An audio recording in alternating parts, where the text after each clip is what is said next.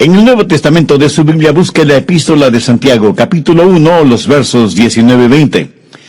Por tanto, mis amados hermanos, todo hombre sea pronto para oír, tardo para hablar, tardo para airarse, porque la ira del hombre no obra la justicia de Dios. Pero brevemente quiero que note el verso 18. Él de su voluntad nos hizo nacer por la palabra de verdad, para que seamos primicias de sus criaturas. Este versículo habla del nuevo nacimiento que cada genuino creyente ha experimentado. Y yo confío, amigo oyente, en que usted ya haya experimentado ese nuevo nacimiento.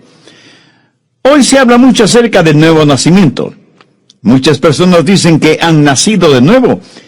Y una de las maneras en que usted puede decir si una persona ha nacido de nuevo es si ve un cambio radical en la forma en que esa persona vive. Permítame decir algo muy claramente. Si usted en verdad ha nacido de nuevo, su comportamiento también será nuevo. Pablo lo dice de la siguiente manera: de modo que si alguno está en Cristo, nueva criatura es. Las cosas viejas pasaron, y aquí todas son hechas nuevas. Escúcheme, y escúcheme bien. Si su religión no ha cambiado su vida, es mejor que cambie de religión. Porque la religión bíblica, si así podemos llamarla, debe cambiar su vida. Así que Santiago 1:18 habla del nuevo nacimiento, y en el verso 19 se habla del nuevo comportamiento. Se cuenta que algunos hombres estaban hablando acerca de las nuevas traducciones de la Biblia, y uno de ellos dijo: a mí me gusta más la traducción de mi madre. Los demás le dijeron: pues no sabíamos que tu mamá era una persona tan erudita. ¿Cómo traduce ella la Biblia? Y el hombre contestó: mi madre traduce la Biblia en el vivir cotidiano. Todos se quedaron en silencio, pensativos, y yo creo que todos necesitamos traducir la Biblia en nuestras acciones diarias.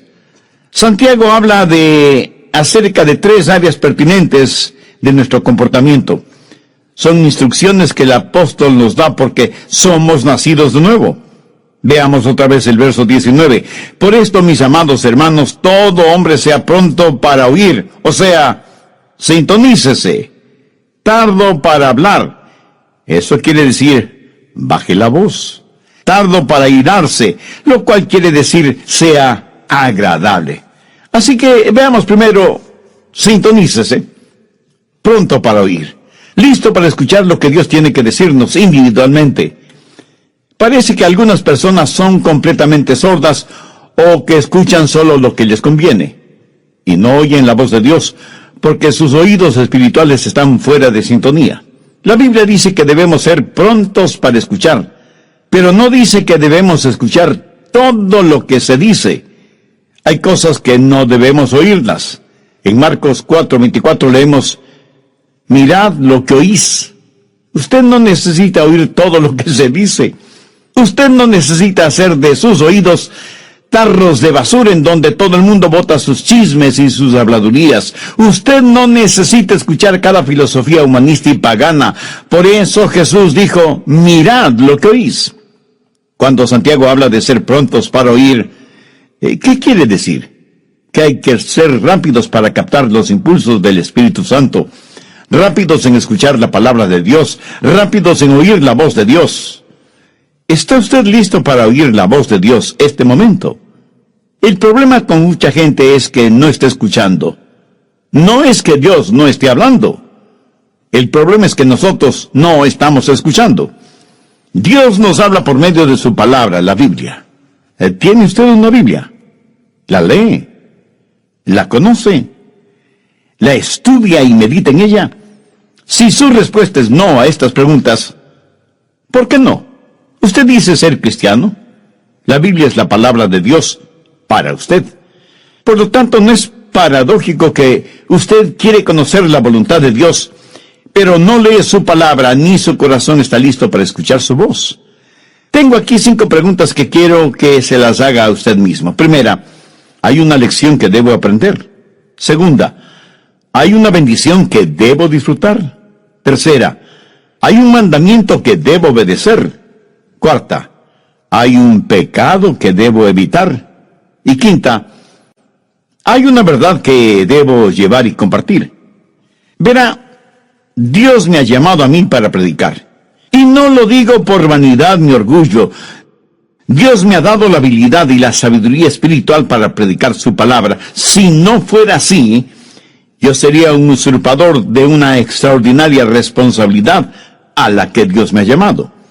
Y la Biblia me dice que debo ser sumamente cuidadoso con lo que predico. El apóstol Pedro dijo, si alguno habla, hable conforme a la palabra de Dios. Pero así como es mi responsabilidad el hablar conforme a la palabra de Dios, es su responsabilidad, amigo oyente, el estar preparado para escuchar el mensaje de la palabra de Dios. Tengo el derecho de esperar que usted esté preparado para oír, así como usted tiene el derecho de esperar el que yo esté preparado para predicar. ¿No le parece? Sí, yo sé que no soy el mejor predicador del mundo y estoy muy convencido de esa realidad. Sé que hay muchos otros siervos predicadores que son verdaderos eruditos bíblicos, pero escúcheme, aunque sé que otros pueden predicar mejor que yo, nadie, absolutamente nadie puede predicar un mejor evangelio, porque el evangelio es uno solo. Y si alguien cree el evangelio de los falsos maestros, pastores y profetas, la Biblia dice, sea anatema. Dios habla por medio de las Escrituras. Dios habla por medio de mensajes como este que está escuchando. Dios habla por medio de su Espíritu Santo. Por eso la Biblia dice, el que tenga oídos para oír, oiga. Muchos no han aprendido a estar quietos y a escuchar lo que Dios diga en los momentos de meditación, de devociones personales. Ahora tengo una advertencia. Cuando usted tiene realmente su momento devocional con Dios, el diablo le atacará con toda la artillería del infierno, porque él no quiere que usted tenga esa comunión espiritual, ese compañerismo íntimo con Dios. Él no quiere que usted aprenda a decir, habla, Señor, que tu siervo escucha. ¿Le gusta a usted conversar con alguien que acapara la conversación? Muchos de nosotros somos egoístas cuando se trata de la oración. En vez de tratar de escuchar a Dios, queremos, casi demandamos que Dios nos escuche. En la sociedad actual en la cual vivimos, nos hemos llenado de tanto ruido infernal y mundano, que casi desconocemos lo que es un tiempo de quietud, de silencio, en la presencia de Dios. Y cuando visitamos Israel, al cruzar por unos campos de pastoreo, el guía nos dijo, a estos campos vienen los pastores con sus ovejas para que se alimenten, exactamente como lo hacían los pastores hace ya más de 2000 años, pero con una diferencia. Los pastores de antaño por lo general tenían una flauta, en la cual interpretaban hermosas melodías mientras las ovejas se alimentaban. Hoy en día tienen radios transistores y iPods para escuchar lo que se les antoja escuchar, sea bueno o malo. Y yo, sonriendo, pensé, si David hubiera tenido uno de estos modernos inventos, estoy seguro que no hubiera escrito el Salmo 23. Santiago, en primer lugar, nos dice que el nuevo nacimiento da como resultado un nuevo comportamiento, que debemos estar sintonizados a la voz de Dios y que debemos ser prontos para oír. En segundo lugar, dice que debemos ser tardos para hablar. No solo que debemos estar sintonizados, sino que debemos pensar antes de hablar. ¿Por qué? Porque la verdad es que en general hablamos demasiado. Abrimos muchas cosas por equivocación, pero no tan frecuentemente como la boca. Es como si el apóstol estuviera diciendo, no hablen tanto como están acostumbrados a hacerlo.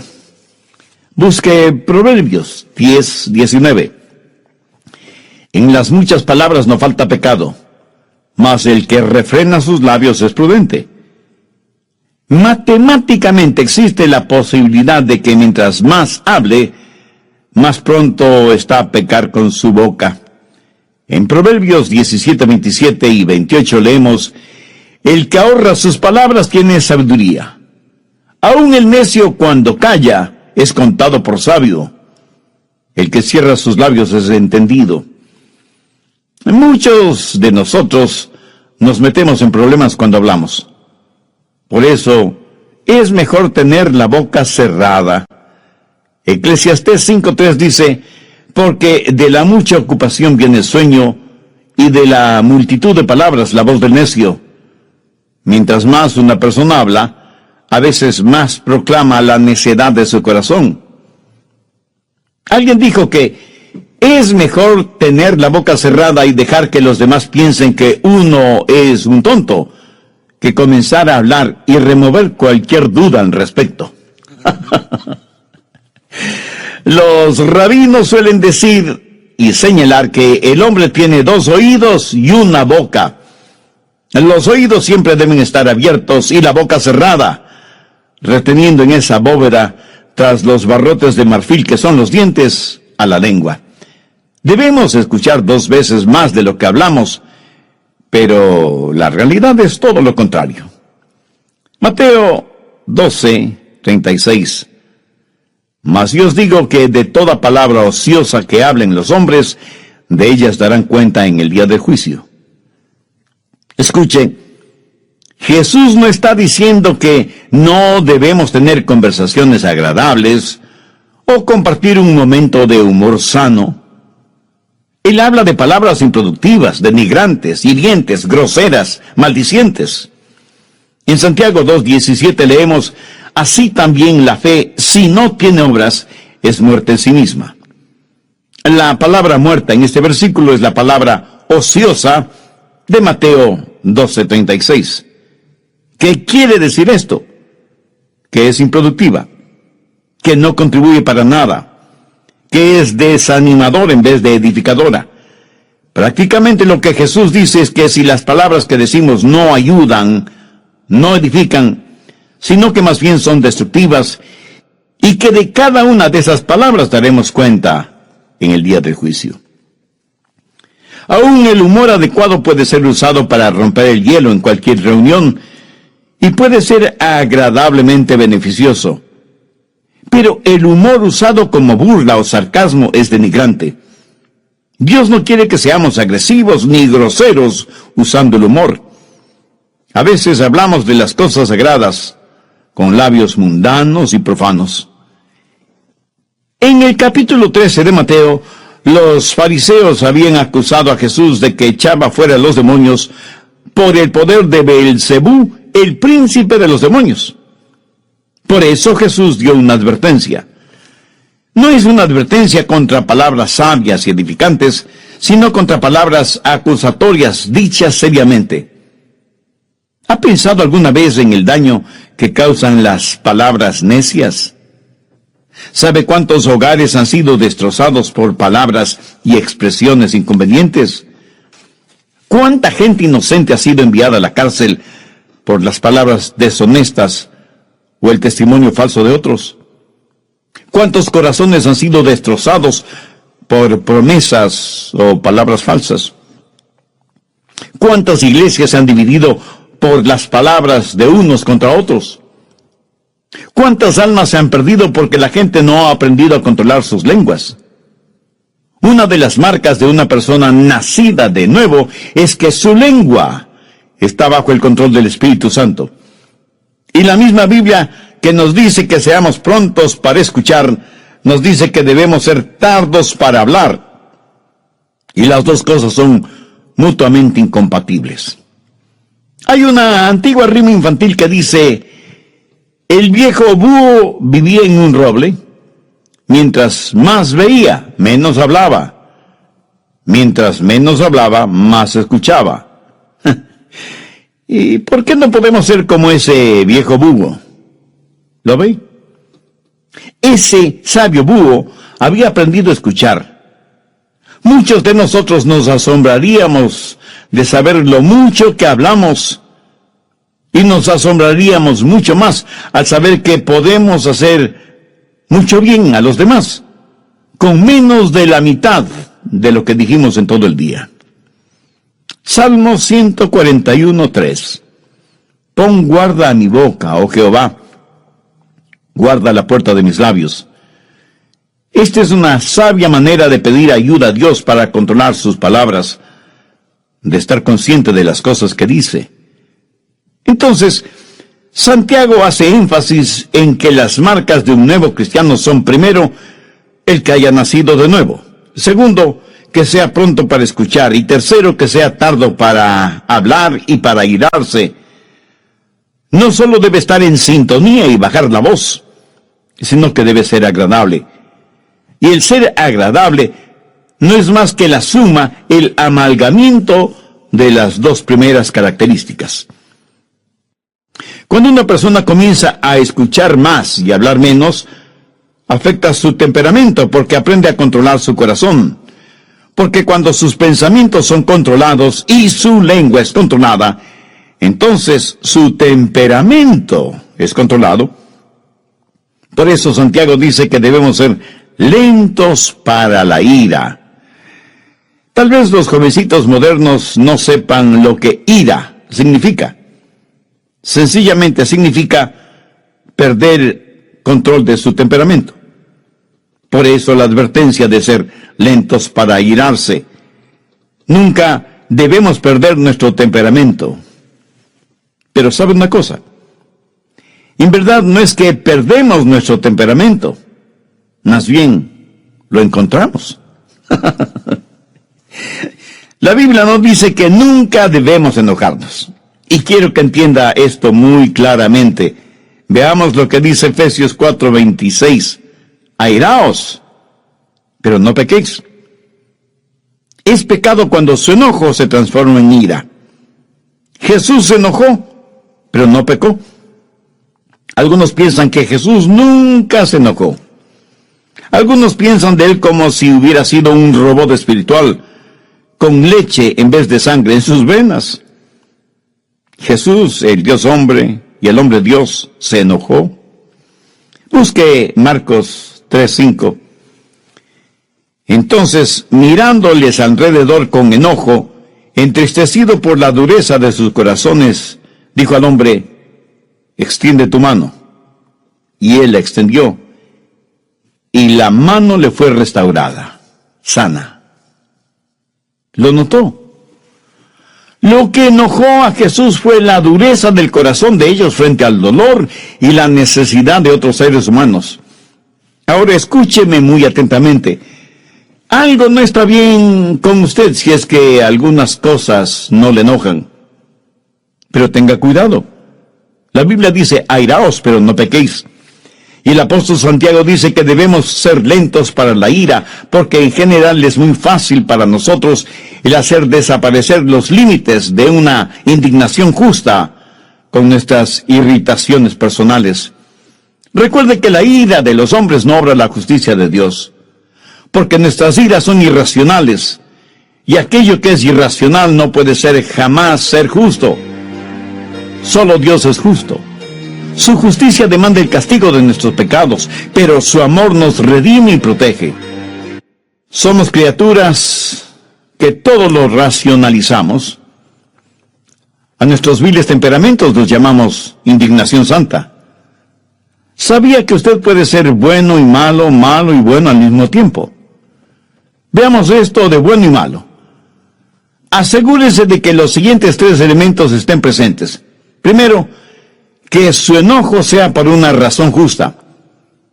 Verá, por lo general nos enojamos cuando nos empujan, o cuando creemos que nuestros derechos no son quitados, o cuando alguien nos ofende, o alguien se mete bravuconamente delante de nosotros en una fila.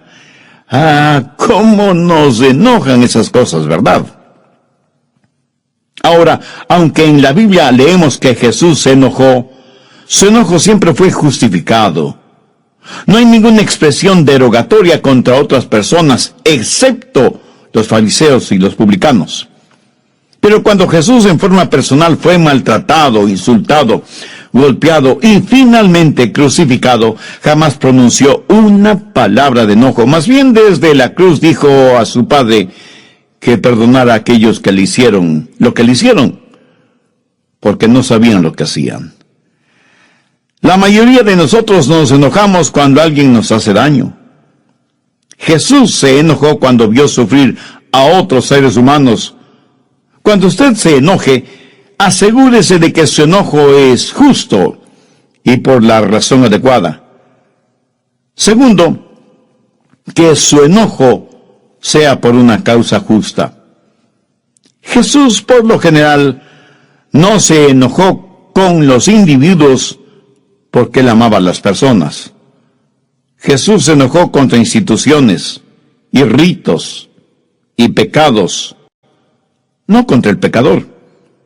Usted puede enojarse por el daño que le han hecho, pero no contra quienes le hicieron ese daño. Pero eso es exactamente lo que hacemos. Nos enojamos con las personas. Y si bien es cierto que Jesús se enojó frente a corazones endurecidos y demostró físicamente su enojo contra los que habían hecho de la casa de su padre un mercado de ladrones, sin embargo, él fue compasivo y tierno con aquellos que estaban esclavizados por sus pecados. Tanto es así que le llamaron amigo de pecadores. Permítame decir algo a los jóvenes predicadores que seguramente están escuchando este programa. Espero que en sus ministerios ustedes prediquen contra el licor, drogas, pornografía, homosexualismo y todo lo demás, pero que lo hagan con firmeza y con convicción, no carente de compasión. Prediquen firmemente, contundentemente contra el pecado, pero amen profundamente al pecador. Enójese, sienta iras contra el pecado, pero ame sin restricciones al pecador. Porque eso es exactamente lo que el Señor Jesucristo hizo, y nosotros, si somos hijos suyos, no debemos hacer menos. Jesús se enojó por la razón justa y por la causa correcta. En tercer lugar, se enojó de la manera adecuada. Su enojo le hizo parte de la solución, sin agrandar más el problema. Mi amigo, cuando usted pierde su temperamento, de ninguna manera podrá ser parte de la solución, sino que se vuelve parte del problema. Recuerde que, como dice Santiago, la ira del hombre no obra la justicia de Dios. Cuando es el enojo de Dios, cuando el enojo es santo, entonces la justicia de Dios hará su obra. Es mejor aprender que cuando levantamos nuestra voz, también debemos levantar nuestras manos y hacer algo acerca de la situación. No se requiere ser muy inteligente para criticar. Cualquiera puede hacerlo. La Biblia dice que debemos ser lentos para la ira.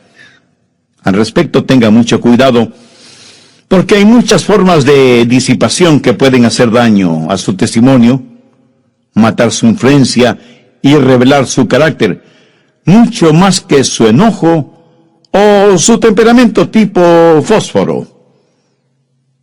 ¿Quiere que le diga lo que la Biblia dice acerca de su temperamento? ¿Y qué es lo que eso prueba acerca de usted? Si usted tiene un fusible cortito, si usted es la clase de persona que explosiona por cualquier cosita, primero, usted es una persona que tiene una mente necia. Busque Eclesiastés 7:9. No te apresures en tu espíritu a enojarte, porque el enojo reposa en el seno de los necios. Y no vaya por ahí haciendo flamear su orgullosa superioridad intelectual, porque la Biblia dice que si usted es dado al enojo, usted no es nada más que un necio. Segundo, usted es una persona de carácter débil. Proverbios 16:32. Mejor es el que tarda en airarse que el fuerte, y el que se enseñorea de su espíritu que el que toma una ciudad. Algunos piensan que ser rápidos para enojarse y tener un temperamento violento es una señal de fortaleza. Algunos son verdaderos bravucones en sus casas, rompiendo y tirando las cosas al suelo, golpeando a sus esposas e hijos, manejando su vehículo como un verdadero maniático cuando otro vehículo se le cruza súbitamente en la carretera. Lo que usted considera una señal de fortaleza, en realidad es un signo de infantilidad, de falta de madurez. Actúa como un bebé con un ataque temperamental. ¿Qué es lo que dice Eclesiastés 16:32? Mejor es el que tarda en airarse que el fuerte, y el que se enseñorea de su espíritu, que el que toma una ciudad. Cuando usted se enoja y pierde el control, está abriendo la puerta a toda clase de pecados que normalmente no los cometería. Dice cosas que usted sabe que no debe decirlas, y hace cosas que usted sabe no debe hacerlas. Busque Proverbios 29:22.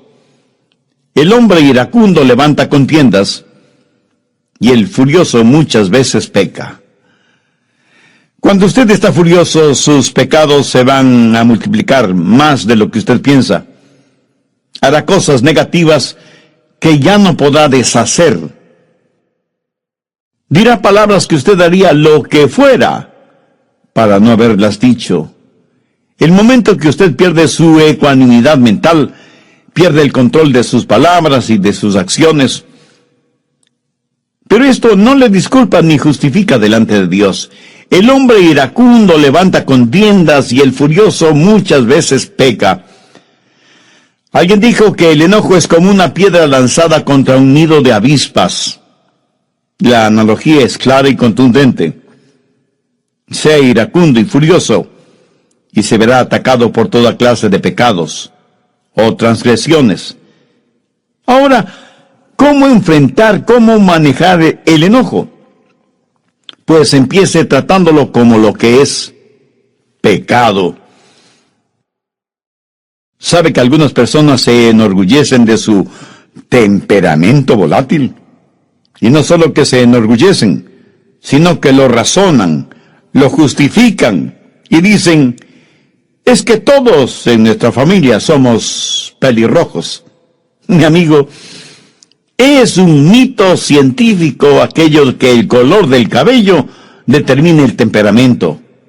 Otros, en cambio, dicen: mi carácter es hereditario, lo temperamental.